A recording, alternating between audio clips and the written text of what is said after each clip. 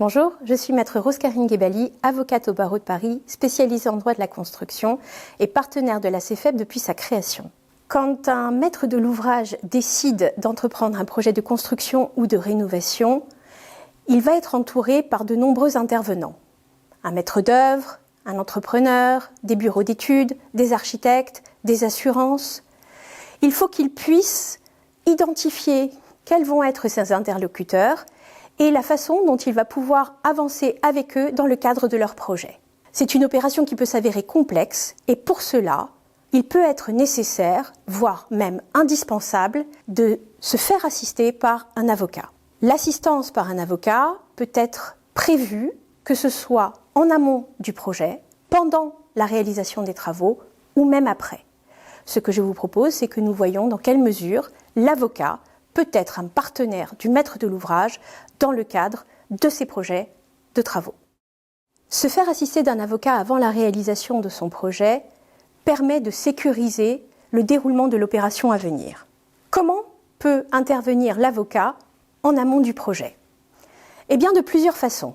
D'abord, il va pouvoir expliquer au maître de l'ouvrage le rôle de chacun des partenaires qu'il doit s'adjoindre.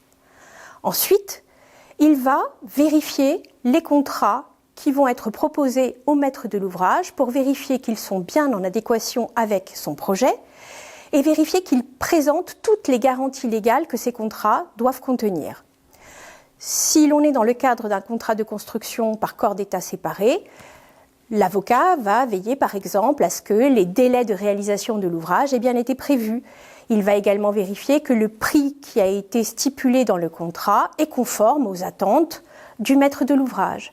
Si l'on rentre dans des régimes plus spécifiques comme le contrat de construction de maisons individuelles ou la vente en l'état futur d'achèvement, l'avocat va vérifier que toutes les mentions légales sont bien prévues dans le contrat. Au-delà de ces mentions légales qui sont indispensables, l'avocat va aussi vérifier si les assurances obligatoires ont bien été fournies par les différents intervenants au chantier. Et dans le cadre des contrats spéciaux, comme le contrat de construction de maison individuelle ou la VFA, l'avocat va s'assurer que les garanties financières d'achèvement ou la garantie de livraison à prix et délai convenus ont bien été produits par le constructeur. Alors, en pratique, je vais vous parler par exemple d'un cas que j'ai pu traiter au cabinet. Un maître de l'ouvrage a décidé de faire réaliser sa maison en contrat de construction de maison individuelle. Sur le contrat, il était bien prévu que le constructeur disposait de la garantie de livraison. Malheureusement, quand la société est tombée en liquidation judiciaire, il s'est avéré qu'elle ne disposait pas de cette garantie. Ça veut dire que les travaux qui avaient été payés en quasi-totalité par le maître de l'ouvrage n'ont pas pu être achevés et il n'y avait pas de garant pour financer cet achèvement. Si le maître de l'ouvrage avait pris la précaution de consulter un avocat, cette pièce indispensable dans le cadre d'un tel projet aurait été réclamée et on aurait pu voir en amont que le constructeur ne disposait pas de cette garantie. Voilà comment un avocat peut aider, dès la phase initiale d'un projet, un client à avancer dans la réalisation de son rêve. Pendant la réalisation des travaux, le maître de l'ouvrage va interagir avec tous les acteurs de la construction, les entreprises, l'architecte, le maître d'œuvre. Il se lance dans une aventure qui va viser à la concrétisation d'un rêve parfois de longue date. Pour que ce rêve puisse se matérialiser, il faut rester vigilant sur les points les plus importants d'un chantier. La maîtrise des coûts, la maîtrise des délais, la maîtrise de la conformité de ce que le maître de l'ouvrage a commandé aux entreprises. Et c'est là que l'avocat va être un partenaire de choix pour ce maître de l'ouvrage. En effet, l'avocat va s'assurer d'un point de vue juridique que les travaux qui sont réalisés par les constructeurs sont bien en adéquation avec les dispositions contractuelles. Il va également vérifier que les délais sont respectés et si jamais ça n'est pas le cas, il prendra toutes les mesures nécessaires pour permettre au maître de l'ouvrage de préserver ses droits et de se ménager l'épreuve.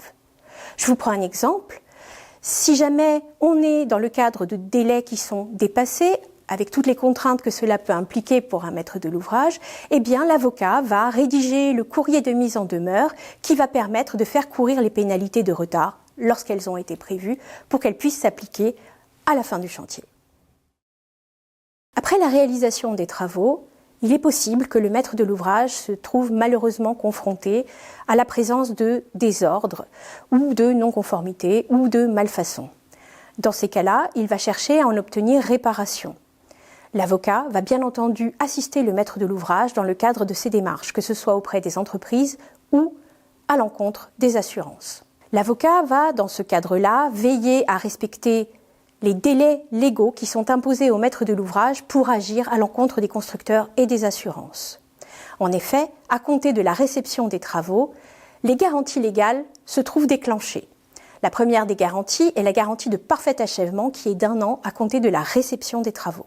La deuxième est la garantie de bon fonctionnement pour les éléments d'équipement qui fonctionnent et qui sont dissociables de l'ouvrage.